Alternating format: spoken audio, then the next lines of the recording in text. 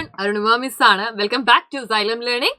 മക്കളെ, നമ്മൾ വളരെ ഇമ്പോർട്ടന്റ് ആയിട്ടുള്ള കുറേ ചാപ്റ്റേഴ്സ് പഠിക്കുന്നുണ്ട് അല്ലേ?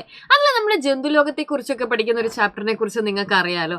ഇതിൽ തന്നെ ഇമ്പോർട്ടന്റ് ആയിട്ട് നിങ്ങൾ അറിഞ്ഞിരിക്കേണ്ട കൗതുകകരമായിട്ടുള്ള ഒരു വസ്തുതയാണ് പൂമ്പാറ്റയുടെ ജീവിതചക്രം അഥവാ life cycle of A butterfly.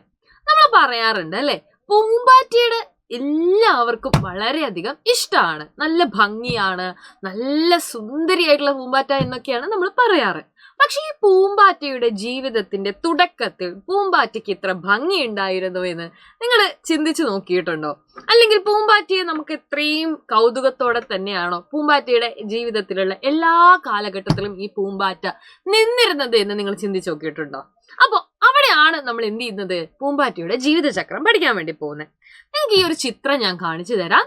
ഈ ചിത്രം കാണുന്ന സമയത്ത് അല്ലെ നിങ്ങൾക്ക് കുറച്ച് കൗതുകം ഉണ്ടാവും അല്ലെ, എന്തോ ഒരു സ്ഥാനത്തിന്റെ അകത്തു നിന്നാണ് ഈ പൂമ്പാറ്റ വരുന്നത് എന്ന് നിങ്ങൾക്ക് ഏകദേശം ഇത് കണ്ടപ്പോൾ മനസ്സിലായിട്ടുണ്ടാവും. അപ്പൊ പൂമ്പാറ്റയുടെ ജീവിതചക്രം എങ്ങനെയാണ് എന്ന് നമുക്ക് നോക്കാം.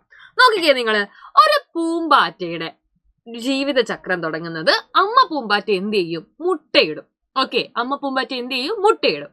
ഈ മുട്ട വിരിഞ്ഞു കഴിഞ്ഞാൽ പുറത്തേക്ക് വരുന്ന ആൾക്കാർ നമ്മൾ വിചാരിച്ച പോലെ ഒരു അമ്മ പൂമ്പാറ്റയെ പോലെ നല്ല സുന്ദരിയായിട്ടുള്ള പൂമ്പാറ്റയൊന്നും അല്ല.